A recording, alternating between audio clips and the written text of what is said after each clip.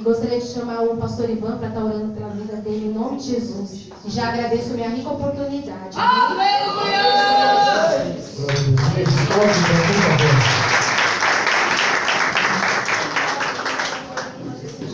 Glória a Jesus. Amém. Vamos orar pelo nosso irmão Marcelo.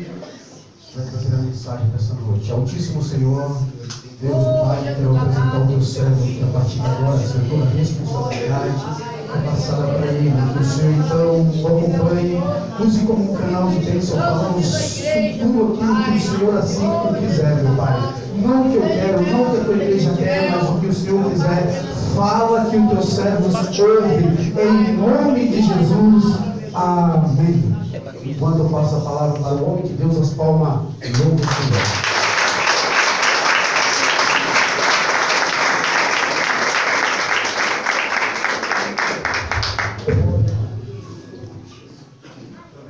Glória a Deus.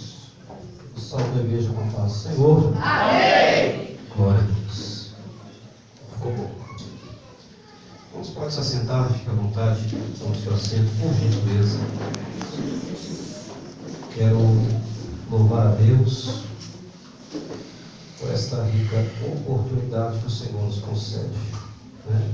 Peço já de antemão perdão pelo horário, irmãos. Minha casa fica mais ou menos quase 50 quilômetros daqui, então um pouco longe. Mesmo vindo de carro ficou um pouco distante. Comecei ali com o evangelista Roberto, mas aguarda que eu estou chegando. Peço aos irmãos e às irmãs que abram a sua Bíblia no tema do congresso, primeiro livro de Gênesis,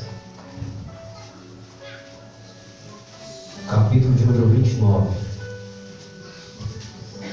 Primeiro livro, 29º capítulo. Enquanto os irmãos procuram o primeiro livro, fácil, eu quero aqui externar a Deus a minha gratidão e louvar a Deus, porque bem sei que deitei e levantei porque o Senhor quis assim. Tem tanta gente procurando motivo para adorar a Deus, mas alguns foram dormir ontem e acordaram cegos, atrofiados, com a doença que a medicina não conhece. Alguém foi dormir ontem e não acordou hoje. Então, independente da luta que você está enfrentando, você tem todo motivo para dar glória, irmãos. Eu aprendi que as lutas são contratempos. O problema é quando você está enfermo, desenganado. Isso é um problema. Mas enquanto a medicina não te desengana, e mesmo desenganado, Deus tem poder para reverter o processo. Eu acho que quando você não está numa cama, não tem desenganado, o resto, irmãos, é só acreditar que as coisas acontecem. Tem gente murmurando por tão pouca coisa. Deus, Ele é tão poderoso para agir, que muitas das vezes Ele só quer que você use a sua fé e acredite mais uma vez. Quero aproveitar aqui o ensejo, louvar a Deus pela vida do pastor presidente, pastor Wilton Carvalho. Está ali, além de ser pastor, é um grande cantor, não sabe ali, vendo esse homem adorar a bênção de Deus. Vice-presidente, pastor Ivan Ferreira, está aqui, amado do Senhor, que Deus o abençoe. E quero louvar a Deus pela vida do meu amigo, o evangelista Roberto, que está ali. Eu sempre falo para Deus que eu sou muito grato a esse homem. Mais ou menos há quase 11 anos atrás, nós conversávamos muito sobre a Bíblia. Ele sempre pegava no meu pé e falou: vou dar uma volta, eu quero saber o que você entendeu do texto. E isso me despertou a ler a palavra. Hoje eu já li a Bíblia 9 vezes completa.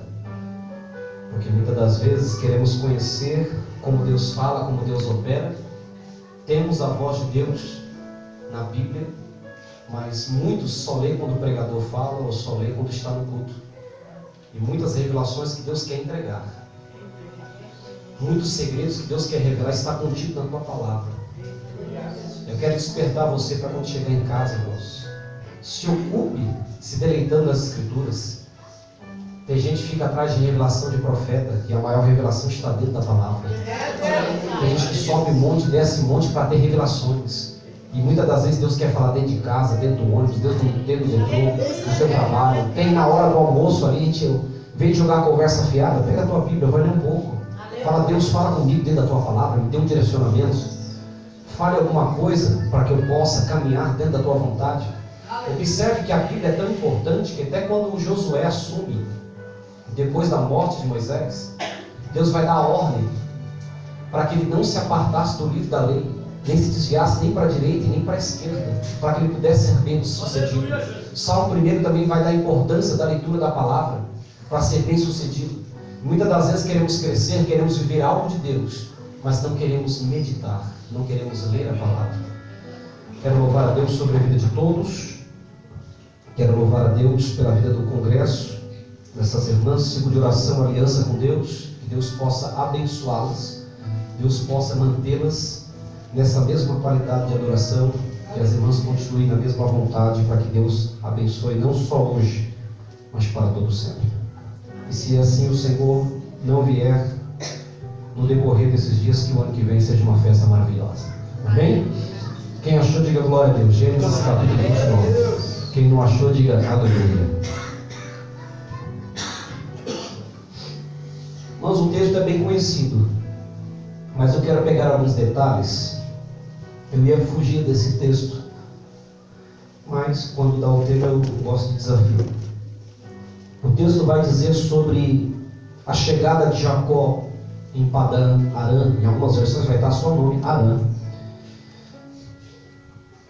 O texto vai dizer assim no versículo 1: Então pôs-se Jacó ao caminho e foi à terra do povo do Oriente. E viu um poço no campo e 3 rebanhos de ovelhas que estavam deitados junto a ele, porque aquele poço dava de beber aos rebanhos. Havia uma grande pedra sobre a boca do poço. Versículo 5. E ele lhe disse: Conheces Labão? Que ali estavam homens dando de beber ao rebanho, alguns pastores. Ele vai fazer a pergunta aos pastores no 5. Conheces Labão, filho de Naor? E disseram: Conhecemos. Disse-lhe mais: Está ele bem? E disseram: Está bem. Aquela é Raquel, sua filha, que vem com as ovelhas. Enquanto Jacó está dialogando com esses pastores, Raquel aparece no versículo 6. Versículo 7, e ele diz: Eis que ainda é pleno dia, não é tempo de ajuntar o gado, dai de beber as ovelhas, e ide apacentar? E disseram: Não podemos, até que todos os rebanhos se ajuntem e removam a pedra, e sobre a boca do poço, para que demos de beber as ovelhas. No 9, estando ele ainda falando com eles, veio Raquel com as ovelhas de seu pai, porque ela era pastora. E aconteceu que, vendo Jacó Raquel, filha de Labão, irmão de sua mãe, e as ovelhas de Labão, irmão de sua mãe, chegou Jacó e removeu a pedra de sobre a boca do poço, e deu de beber as ovelhas de Labão, irmão da sua mãe.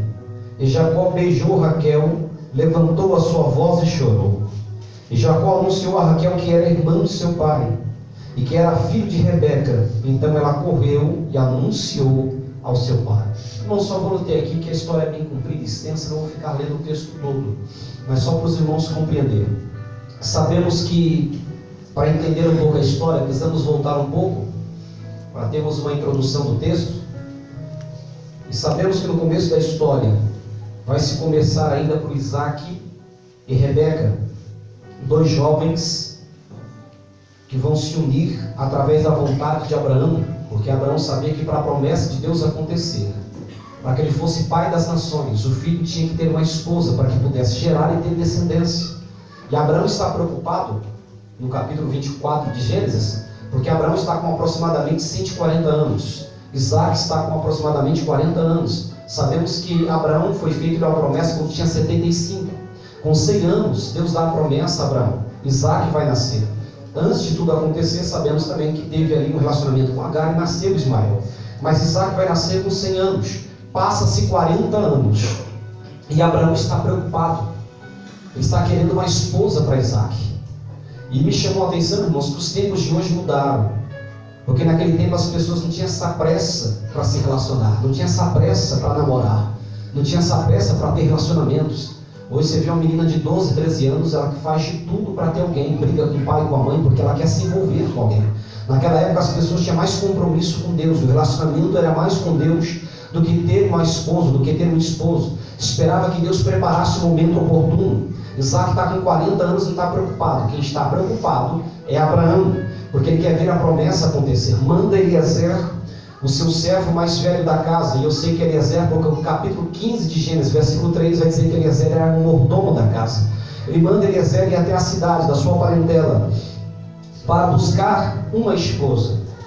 E todo mundo já conhece a história, ele conhece. Rebeca vem trazendo, também a conhece na boca do poço, há uma semelhança, porque Rebeca vem buscar água para casa, e ele pede um sinal àquele homem, coloca os camelos para se ajoelhar, no versículo 10 do capítulo 24, fora da cidade, versículo 10 e 11, ele começa a observar aquela moça que era bonita e formosa, mas ele pede um sinal, e crente só faz oração difícil, irmãos. Ele pede um sinal: se essa mulher der de beber para mim, der para os camelos, essa é a mulher correta que eu preciso levar para o meu Senhor. Só que é interessante que eu preguei essa mensagem ontem. Sabemos que um camelo ele toma aproximadamente mais ou menos entre 90 a 100 litros cada camelo. Tinha 10. Se os irmãos fizerem a conta, vai dar 1000 litros. Um cântaro varia entre 15 a 20 litros, que uma mulher usava o cântaro para pegar água. Se o cântaro fosse de 20, para ela satisfazer a sede dos camelos, ela tinha que descer 50 vezes no poço, só para dar de beber para os camelos, só para saciar a sede dos camelos.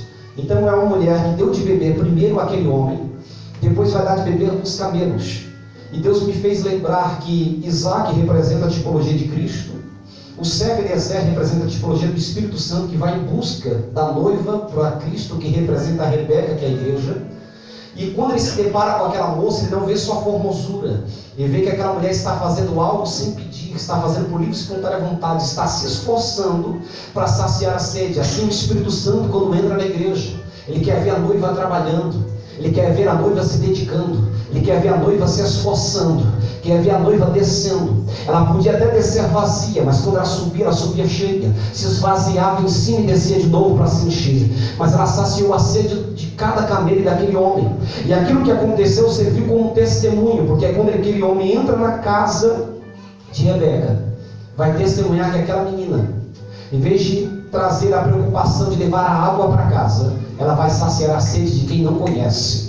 E Deus falou para mim: a igreja é uma representativa de uma noiva que sacia a sede de quem não conhece, que vai trazer o benefício para quem não conhece, que resgata alguém lá fora que não conhece, que faz que alguém lá fora veja o testemunho de quem ela é de verdade.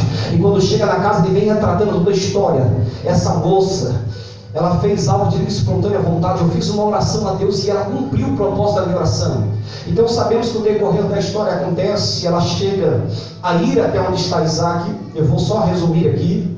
E o texto vem dizendo que é uma história comprida, mais ou menos 800 quilômetros. Ela está voltando para onde está Isaac. Isaac está no campo orando, porque quem deseja relacionamento não simplesmente deseja, mas ora para que as coisas aconteçam. Isaac está orando no campo quando Rebeca está vindo.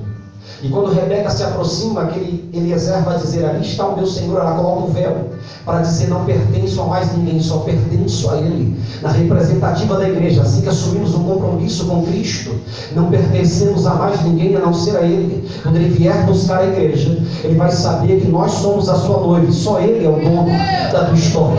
Então quando ela está se aproximando, ela desce do camelo, sai correndo, se abraça, vai para a tenda, e a tenda que estava vazia é ocupado. O vazio que estava em Isaac é preenchido. E a história vai dizer também que Rebeca é estéril. Passa-se 20 anos dentro do ventre da Rebeca. Agora acontece duas nações. A primeira vai falar sobre Esaú e depois vai falar sobre Jacó.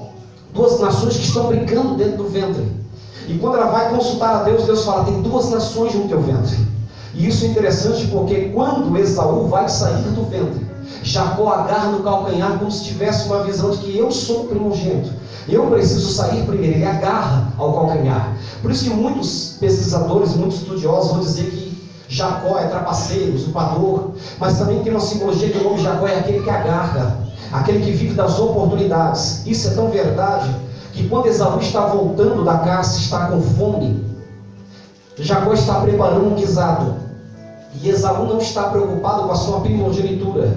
E Jacó vai fazer uma proposta: está com fome, me dê a sua primogenitura que eu vou te dar em zigue-zague. Ele fala, de que me vale a primogenitura com a fome que eu estou? Ele está preocupado com o agora, está preocupado com este momento. Tem até uma mensagem dizendo visão a curto prazo e visão a longo prazo.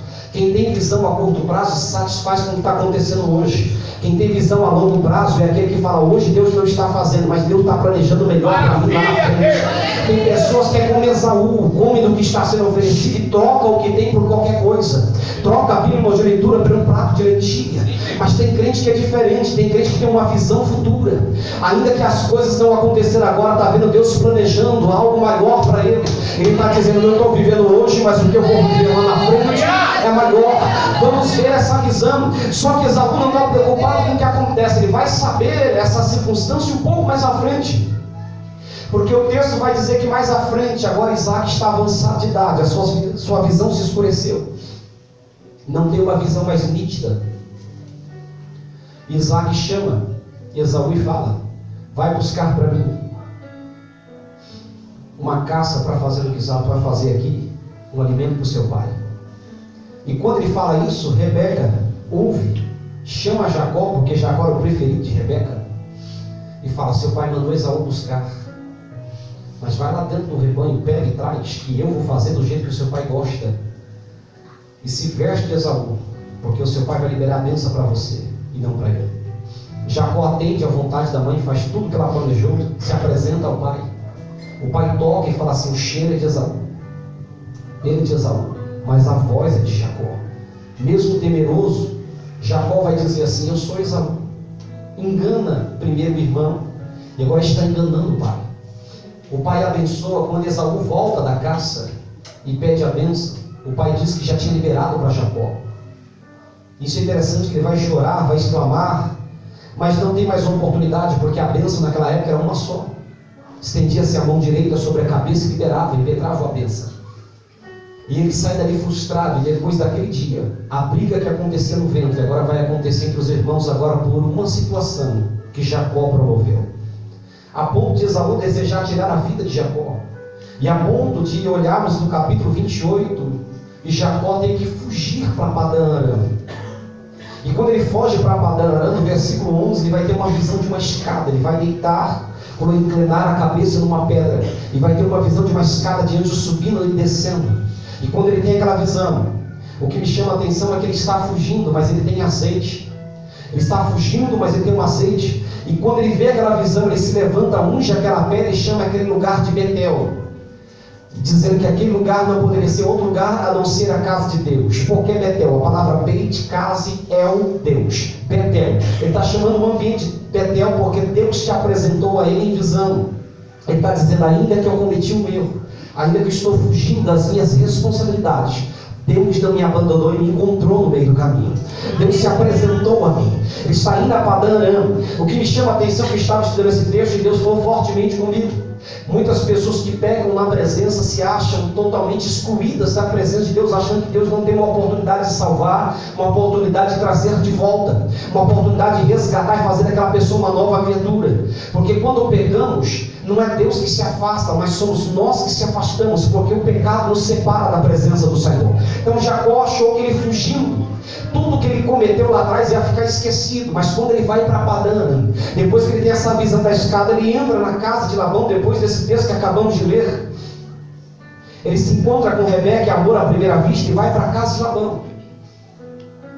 Rebeca, perdão, irmãos. Ele se encontra com Raquel e vai para a casa de Labão. Quando chega lá, Labão se alegra por saber que ele é da parentela, por saber que era filho de Isaac. Mas o que me chamou a atenção, ele falou assim, por ser da parentela, tu não vai trabalhar de graça, trabalha para mim, eu pagarei. Mas a visão de Jacó é o seguinte, eu vou trabalhar para você, mas eu não quero que você me pague em dinheiro. Estou apaixonado, estou amando Raquel, eu quero trabalhar por ela. E o texto vai dizer que ele vai trabalhar 7 anos para ter Raquel.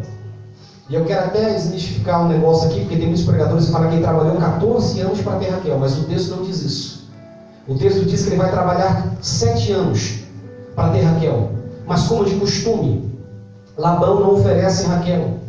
Mas no dia que completa 7 anos, ele introduz Lia. Só que tem um negócio interessante, Lia ou Leia, como você preferir. A história vai dizer que Leia tinha 3 tipos de trauma.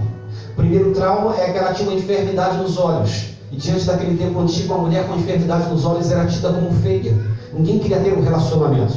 Segundo trauma, ela não tinha o amor do pai, ela era desprezada. Segundo trauma, ela não tinha o amor de Jacó. Então, devido a essas circunstâncias, o Senhor vai preparar um cenário diferente. Porque em vez de ele receber Raquel, Labão vai introduzir Lia. E como ela estava com véu, não dá para identificar. Alguns vão dizer até que não sei se isso é possível, não quero aqui trazer algo que seja totalmente fora do texto, mas alguns historiadores vão dizer que pode ser que Jacó bebeu um pouco e não percebeu que aquela mulher não era Raquel. Mas o texto vai dizer que ele leva para a tenda, tem a noite de núpcia com ela, e ao amanhecer ele percebe que não é Raquel, mas que é Lia. E vai perguntar para Labão: por que me enganastes? Por que fizeste dessa forma comigo? Por que trataste dessa maneira? Mas o que Jacó não estava percebendo é que quando cometemos algo lá atrás, quando plantamos algo lá atrás, que não convém, que não agrada ao Senhor, tudo que você planta, você vai colher lá na frente. Deus queria tratar com Jacó. Não dá para ser abençoado sem tratar com as feridas do passado. Não dá para Deus promover o teu futuro sem tratar com as coisas do passado que você cometeu lá atrás. Deus pode até perdoar os seus pecados, mas Deus ainda tem a sua disciplina.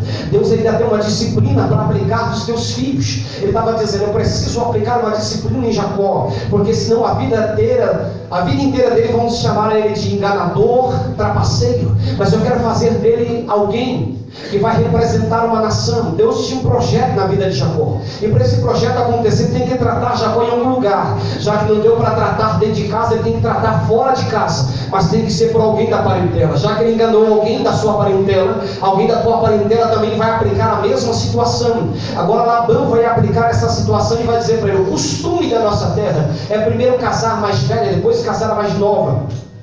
Jacó fica irado, mas ele entende. Ele fala assim: então tudo bem. Só que aí Labão fala assim: cumpre o tempo de núpcia, que era 7 dias, uma semana, e eu entregarei na tua mão Raquel. Então quer dizer que ele não trabalha 14 dias para ter Raquel. Ele trabalha 14 anos, perdão. Ele trabalha 7 anos e 1 semana. E Raquel agora é dada para ele. Só que depois que Raquel é dada, ele cumpre mais 7 para cumprir o propósito que ele colocou diante de Labão. Mas não quer dizer que ele trabalhou 14 anos para ter Raquel. Ele trabalha 7 anos e 1 semana. E Raquel é entregue depois da noite, do tempo de núpcias que ele tem com Leia. E quando Raquel é entregue, agora ele vai trabalhar o resto do tempo para cumprir os 14 anos, para ter essa mulher. Mas a história vai dizer, irmãos, e aqui eu entro no texto que foi colocado dentro desse congresso, que por Jacó desprezar Leia, Deus vai fazer um negócio diferente. Naquela época, quem tinha filhos homem era bem quisto, era abençoado, porque o filho homem trazia a visão da descendência, a linhagem da descendência. Quando tinha mulher era bênção, mas quando tinha homem era melhor. Dentro da cultura judaica, o homem tinha uma visão melhor da descendência. E Deus vai olhar para Leia, vendo o desprezo que tem do seu marido, vendo que o seu marido tem olhos somente para Raquel. Deus vai abrir a madre de Leia, mas não vai abrir a de Raquel, porque Deus está querendo mostrar para ela que ela pode gerar mesmo do desprezo, mesmo no meio da aflição. Quando eu estava em casa, Deus falou comigo para falar com a igreja, falar com os irmãos que estão aqui. Ainda no meio do desprezo, ainda no meio da aflição, ainda que alguém te rejeita, Deus vai fazer você gerar no tempo de crise, no tempo de situações adversas. Quando as pessoas olhar para você e não der o valor merecido, quando as pessoas se rejeitarem, Deus vai entrar, Deus vai fazer você gerar. Porque Deus trabalha dessa forma. Quando alguém nos despreza, Deus vai colocar a gente num cenário que vamos ser aceitos. Quando alguém é desprezado por Deus, Deus faz essa pessoa gerar no momento e no local onde está sendo desprezada. E Deus começa a abrir a madre. E a mulher que era amada por Jacó está com a madre cerrada e não produz e não gera. Porque Deus queria mostrar para Jacó que ele desprezou aquilo que foi entregue em tuas mãos, mas Deus ia fazer essa mulher gerar. E quando ela gera o primeiro filho tem o nome de Rubem, que quer dizer eis um filho. Ela quer dizer, Deus me viu no meio da minha aflição. A resposta de Leia é o seguinte: Eu fui rejeitada, mas Deus me viu. Na minha aflição, Deus me enxergou e Deus me fez gerar. E Deus me deu um filho para mostrar que desse relacionamento está sendo gerado alguma coisa. Só que o que me chama a atenção é que Jacó, ele não está fugindo da responsabilidade conjugal, ele está dentro da vontade conjugal, mas o coração dele está voltado para Raquel, e Léia está sendo desprezada da mesma forma. E nas suas tentativas de se aproximar, de ter um relacionamento, cada vez que ela se aproxima, ela começa a gerar, mas Jacó não está preocupado com aquilo que está sendo gerado, ele está com o coração voltado para aquela que ele viu a primeira vez. A visão dele está sendo voltada somente para Raquel e não para Léia. E vamos ver que o segundo filho que ela vai gerar é Simeão. Ela vai dizer: aquele que ouve ou ouviu, dizendo que Deus ouviu a sua aflição. Apenas Deus não viu, mas Deus também ouviu. E Deus está querendo trazer uma resposta para alguém no meio dessa aflição. Além de ver, além de enxergar o teu problema, eu estou ouvindo o teu clamor, eu estou ouvindo a tua petição. Nada está desapercebido. Deus está dizendo: eu estou vendo o que você está enfrentando, eu estou vendo a rejeição que você está enfrentando, e eu também estou ouvindo o seu gemido, eu estou ouvindo o teu choro. No momento de luta, no momento de dor, quando você dobra o joelho e fala: Senhor, eu preciso gerar minha vitória, eu preciso viver minha vitória, eu preciso viver algo novo. Eu sou desprezada, mas eu quero viver algo grande, eu quero viver algo notório, eu quero viver algo diferenciado. Enquanto ela clamava, Deus ouviu. E quando Deus ouviu o seu sofrimento, enquanto ela estava falando com ele, ela entrega ali Simeão para Jacó. Vai passando o tempo, ela também vai gerar Levi. Levi quer dizer apagado, apegado ou unido. Ela está dizendo: estou gerando alguém para que eu possa me apegar, para que eu possa me unir a Jacó. Todas as vezes que ela gera, é uma forma de querer se aproximar, é uma forma de querer ter relacionamento, é uma forma de querer ter intimidade com o seu esposo, é uma forma de querer ter uma união com o teu esposo. Ela está dizendo: estou gerando por amor a ele, estou gerando para se aproximar dele, estou gerando para ter uma história com ele, estou gerando para viver algo novo com ele. É uma forma que Deus está querendo entregar para alguém. Você vai começar a gerar para ter um relacionamento mais próspero, você vai começar a gerar para viver algo novo diante da tua casa, você vai começar a gerar para ter uma unidade dentro da tua casa, você vai começar a gerar para ter uma união dentro da tua casa, para se apegar a algo novo, para que coisas dentro da tua casa comecem a ser diferentes, não distante, mas unido, junto. É a forma que ela está se expressando com Deus. Eu não quero viver distante dele, mas eu quero estar perto dele. Eu não quero viver de longe, mas eu quero ter aproximação, eu quero ter o amor dele, eu quero que ele se apaixone, eu quero que ele me enxergue, eu quero que ele me veja. E por isso ela está gerando, porque ela quer entregar agora para o marido algo novo, ela quer ter um compromisso. Só que o marido está se aproximando mais por obrigação do que por amor. E Deus falava assim: quantos relacionamentos estão vivendo desse tipo no dia de hoje?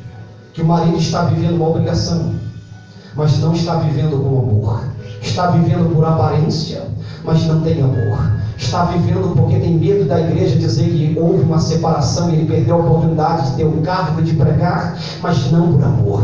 Está vivendo de aparência porque se separar vai perder tudo dentro do cargo da igreja.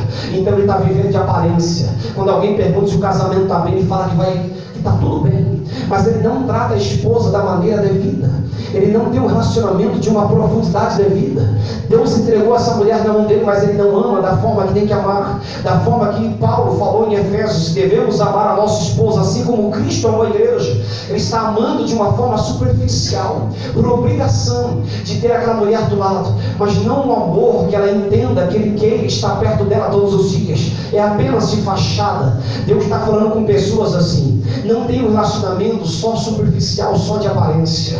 Se você ama teu esposo, ame de verdade. Se você ama tua esposa, ame de verdade. Não faça isso por prestígio dentro da igreja, não faça isso para ter cargo, não faça isso para poder pregar, não faça isso para as pessoas enxergar que está tudo bem da tua casa, mas faça isso para que Deus venha honrar o teu lar e venha dizer: o que eu entreguei na mão dele, o que eu entreguei na mão dela tem responsabilidade, tem cumplicidade, tem amor de verdade, tem aliança dentro da casa. Quando um dobra para orar, o outro dobra do lado porque tem comunhão.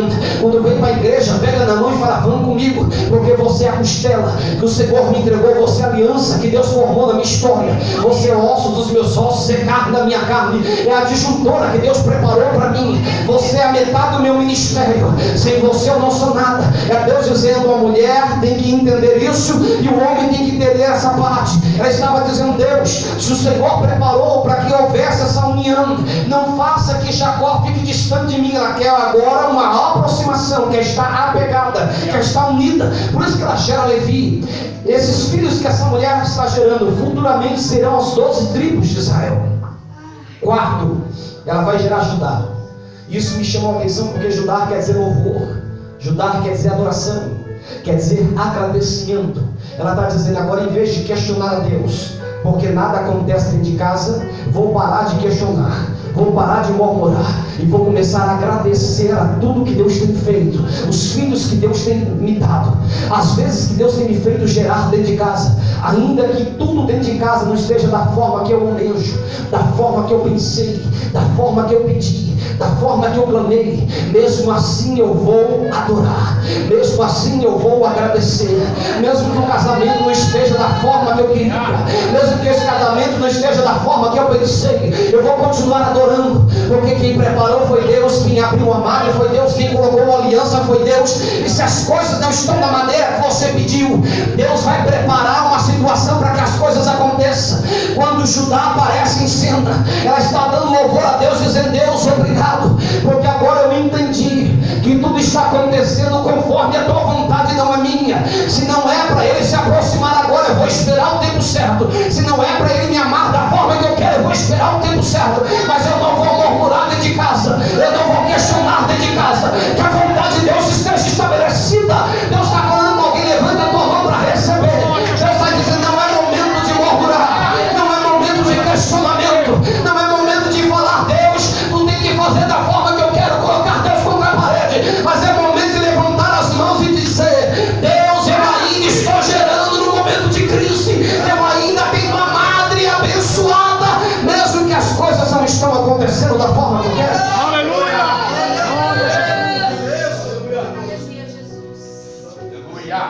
Depois passa-se um tempo sem gerar, e Deus permite ela gerar novamente. E depois desse tempo, Deus permite ela gerar Issacar, que quer dizer galardão ou recompensa. Era Deus dizendo para ela: no meio dessa luta, no meio dessa aflição, eu tenho recompensa para você, eu tenho um galardão preparado para você. Tu está sofrendo, está se humilhando, está chorando, mas tem galardão de Deus para a tua casa, tem recompensa para a tua história. Deus está dizendo: esse preço que você está pagando não é em vão, tem uma recompensa de Deus que vai ser gerada dentro da tua casa, tem um galardão de Deus que vai entrar dentro da tua casa. Deus está dizendo: eu estou gerando Issacar. Issacar representa galardão, Issacar representa a recompensa de Deus está acontecendo na vida dessa mulher. Depois que ela agradeceu, Deus começa agora a dar nome de filhos, que é diferente, pastor Milton, porque depois que ela tem um filho que é o nome de Judá, que é louvor, o próximo filho vem ter um nome de recompensa, tem um nome de galardão. É Deus mudando o projeto na vida dessa mulher que tem sofrido tanto dentro de um relacionamento, que ela deseja que esse relacionamento seja verdadeiro, que cresça, que viva algo diferente na presença de Deus. Mas enquanto não acontece, Deus está dizendo: eu estou entregando na tua vida galardão e recompensa. Aleluia! Depois de ela receber galardão e recompensa, vem o sexto filho, por nome de Zebulon. Zebulon quer dizer honra, quer dizer morada. Deus está dizendo: depois que você entendeu que o negócio é adorar, que o negócio é agradecer, entrou na tua casa a recompensa. Mas não só recompensa, Deus está colocando honra também sobre a tua vida. Deus não está descendo somente galardão, mas tem honra de Deus para a tua história. Só quem acredita nisso glorifica a Deus, porque a honra de Deus está entrando dentro da tua casa. Eu estou dentro do texto, dentro daquilo que as irmãs desejaram para esse congresso. Se é isso que foi proposto por Deus, é isso que Deus está falando para alguém. Depois que você começar a agradecer, Deus vai começar a entrar na tua casa de uma forma diferente. Deus vai começar a entrar na tua casa de uma forma diferenciada. Vai ter recompensa e vai ter honra dentro da tua casa. Vai se passando o tempo, irmãos. Aleluia! E Deus ainda permite essa mulher gerar através das servas agora. Através de Zilpa vai gerar Gabe, que quer dizer afortunado. através de Zilpa, vai ser Aser, quer dizer bem-aventurada ou feliz. Deus está dizendo para essa mulher: agora tu está sendo afortunada dentro de casa, e a tristeza foi tirada, e agora você é chamada de bem-aventurada e de feliz dentro do relacionamento. É Deus mudando todo o parâmetro da história. Ela começa como desprezada, mas no final ela termina como bem-aventurada. Ela começa como uma mulher rejeitada dentro da história, numa tipologia de rejeição, mas no final dessa história, o filho que ela recebe agora quer dizer bem-aventurada, quer dizer feliz, quer dizer que agora ela não é só afortunada por causa de Gade, mas ela é bem-aventurada e feliz dentro das circunstâncias que Deus preparou para essa mulher. Depois de tudo isso, irmãos, aí Deus começa a contar a história de Raquel. Deus começa a contar a história de Raquel, dizendo que através de Bila, que é a serva de Raquel, ela vai gerar dano, que quer dizer juízo, julgamento. Ela quer dizer, diante desse tempo de esterilidade, Deus resolveu julgar a minha causa. A esterilidade foi tirada de dentro da casa, e agora ela começou a gerar dentro de casa. Era Deus dizendo: agora estou entrando dentro da casa para tirar a esterilidade. Aquilo que não estava gerando vai começar a gerar. A causa que não foi julgada vai ser julgada, porque o filho que está sendo entregue agora, que representa dano, representa julgamento. Depois através também da serva vai ter Naphtali, que quer dizer a minha luta. Ela está dizendo: diante do meu sofrimento, da luta que eu tenho enfrentado dentro de casa, em vez somente Lia gerar, e eu não estiver gerando dentro de casa, a luta que eu tenho enfrentado na presença do Senhor, Deus vai dar um filho agora por nome de Naphtali, que quer dizer luta, a minha causa, a minha dificuldade, dizendo que ela está apresentando a sua luta, a sua dificuldade na presença do Senhor. Mas quando ela apresenta, Deus viu a luta e viu a dificuldade e faz ela gerar de novo, não através dela, mas através da serva, e ela começa a entregar filhos ao teu esposo, aquilo que o seu esposo tanto almejava e desejava, ela começa a entregar. Depois de um certo tempo, Deus agora de ver tanto ela insistir, é a hora de Deus abrir a madre de Raquel. E quando ela abre a madre, Deus gera José, que José quer dizer acréscimo, acrescentou-me um filho. Era Deus dizendo: diante de toda essa circunstância que você está vivendo, o acréscimo de Deus vai acontecer na tua história. Deus vai acrescentar alguma coisa diante daquilo que estava faltando. Deus vai acrescentar alguma coisa diante da petição que você levou a Deus. Deus vai acrescentar alguma coisa diante da oração que você tem elevado aos céus. Você está dizendo: Deus, está faltando isso. Deus fala: eu vou acrescentar. Deus, está faltando aquilo. Deus está dizendo: eu vou acrescentar. Deus, está faltando isso para ser feliz. Deus está dizendo: eu vou acrescentar. Deus, está faltando isso para me ser honrado dentro de casa. Deus está dizendo: eu vou acrescentar. Estou eu entregando José. Sabemos que mais tarde José vai ser governador do Egito. Vai ser aquele que no tempo de escassez e fome, vai ser aquele que vai ter estratégia até para os seus familiares, quando desce para o Egito 70, ser alimentados dentro do Egito, na casa de Faraó. José vai ser governador num tempo onde as pessoas não acreditavam, num tempo onde os seus irmãos o rejeitavam dentro de casa. Era Deus dizendo: toda rejeição tem recompensa de Deus. Essa mulher foi rejeitada, Deus fez gerar. José foi rejeitado, Deus fez ser governador, um cargo que não existia no Egito. Diante do Faraó ele era o segundo. Foi colocado o anel, foi colocada a vestimenta de governador, e tudo passava pela mão dele. Tinha estratégia diante de uma fome, de uma seca de 7 anos. Era através de José que as coisas aconteciam. Era Deus dizendo: Raquel, tu esperou tanto tempo, mas o que você vai gerar vai governar uma terra onde não me adora, vai governar uma terra onde Deus não habita lá, mas tem deuses. Era Deus dizendo: diante desse José vai haver uma nação que vai ficar lá 430 anos, mas depois eu vou levantar Moisés para ter o êxito e tirar dessa terra. Era Deus dizendo: eu estou preparando uma história, é toda uma geração de um congresso de Israel. O que está no ventre dessas mulheres é uma geração que está sendo levantada para ser as 12 tribos de Israel. Era Deus dizendo: estou preparando, e por fim ela vai gerar Benjamim. Mas ela não dá o nome de Benjamim como o menino sai, ela dá o nome de Benoni, que quer ser filho de dores. Mas enquanto ela dá esse nome de filho de dores, ela vai morrer após o parto. E Jacó vai olhar para o menino e vai dizer: eu não quero que o menino carregue a responsabilidade da morte da mãe. Então Jacó vai mudar o nome de Benjamim, que quer dizer filho da mão direita, filho da honra. Ele está dizendo: não é porque uma tragédia aconteceu que a responsabilidade veio sobre ele. Estou tirando a responsabilidade de tragédia, estou gerando alguém que tem o nome de filho da mão direita. Era Deus dizendo que está sendo gerado, já vou terminar, já deu tempo, que está sendo gerado na tua vida. É alguém que é filho da mão direita, é alguém que é filho da honra. É Deus que trouxe você aqui para dizer, diante da circunstância de desprezo, Ele te faz gerar. Diante da rejeição, Ele te faz gerar. Diante das lutas, Ele faz gerar. E você pode começar como desprezada, mas vai terminar como bem-aventurada.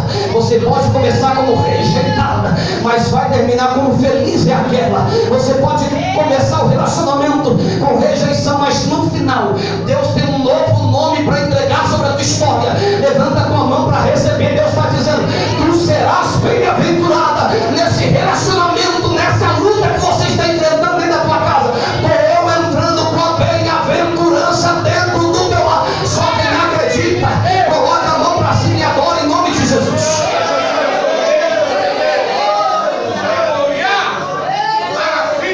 Calabara xerebaia, eu não quelebaia para xerebaia. Mandou e a sede calabara. Toque na pessoa do teu lado e fala assim, Deus não despreza. Aleluia. Enquanto alguém despreza, fala assim, Ele te honra. Aleluia. Quando alguém rejeita, Ele te vê. Quando alguém te exclui, Ele faz você gerar no local onde está sendo excluída. Deus ainda almeja, Deus ainda faz, Deus ainda cumpre. Estou pregando de uma forma simples para você entender. Estou trazendo uma mensagem simples para você ir para casa e entender o fundamento dessa mensagem.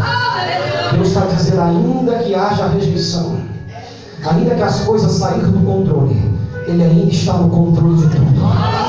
Ainda que a pessoa não queira dar a importância que você tenha, ainda que a pessoa não reconheça o valor que você tem, Deus sabe o valor que você tem. Deus reconhece que você é. E Deus não vai permitir você viver uma vida de aflição o tempo todo.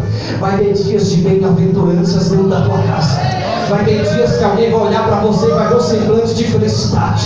Vai ter dias que alguém vai olhar para você e vai ver um semblante de honra. Vai ver semblante de recompensa. Tem dias que alguém vai olhar para você e vai ver você com aquela fisionomia de estar recompensada por Deus. Mas isso só acontece depois que essa mulher entende que no meio de aflição é hora de adorar, é hora de agradecer, é hora de entender que quando entra a ajudar na história, é hora de prestar louvores a Deus. Não é hora de entrar no culto questionando porque Deus falou e não aconteceu, porque Deus levantou o profeta e agora não teve sinais de nada. É hora de entrar no culto pela porta dizendo, ainda que o Senhor não faça, eu vim para adorar. Ainda que o Senhor não responda, eu vim para dar graças. Ainda que o Senhor não fale comigo, a minha adoração vai chegar até o teu trono.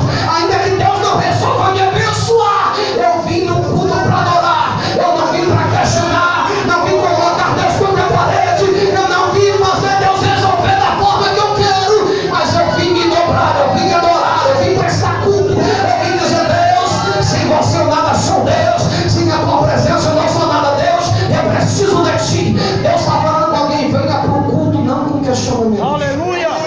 Glória a Jesus. Coloca de pé com a permissão do pastor. Eu aprendi que não adianta o pregador colocar de pé com a permissão do pastor sem consultar ele primeiro. É questão de ética. Glória a Deus. Confesso aos irmãos que esse texto é meio difícil, porque você tem que tratar cada pauta para entender o que Deus está fazendo na história.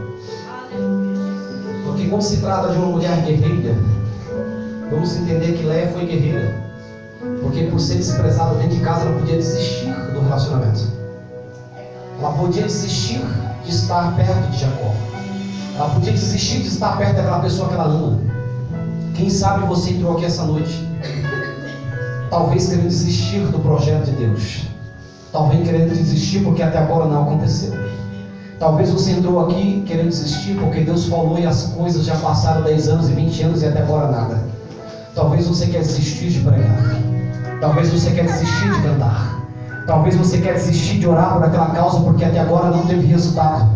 Só que Deus está dizendo, insista, Que no meio da tua dor eu vou fazer você gerar o teu milagre. No meio da tua aflição o teu milagre vai ser gerado. No meio da tua angústia o teu milagre vai ser gerado. Imagina se Ana tivesse desistido. Não ia nascer Samuel.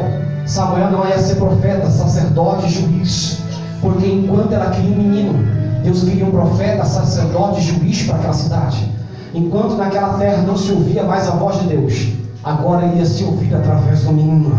Então Deus está dizendo para alguém: se você não gerou até agora, é porque Deus vai fazer você gerar no momento que Ele precisa que você seja gerado. Você quer gerar agora, mas Deus está dizendo: eu estou secando a madre agora, porque eu estou tendo uma visão lá na frente. Nesse tempo eu vou fazer você gerar aquilo que você tanto precisa. Aleluia. Pega na mão do teu irmão, da tua irmã. Vamos orar, vamos falar com Deus. Irmãos, eu prego simples assim mesmo. Mas eu creio. Deus falou comigo, eu creio que Deus falou contigo. Porque esses 12 filhos de Jacó têm uma referência muito forte. Que até para Elias restaurar o altar, ele pega 12 pedras que representam as 12 tribos. Porque naquela época houve uma divisão depois da morte de Salomão. Reino Norte e Reino Sul. E aquilo que foi dividido, Deus restaura. Porque Deus só manda fogo no altar se tiver restauração do altar primeiro. Então, se tiver alguma divisão dentro da tua casa, primeiro Deus vai unir, para depois Ele abençoar. O fogo só desce se o altar estiver reparado. Deus só se apresenta se o altar estiver reparado. Deus só apresenta a tua virtude,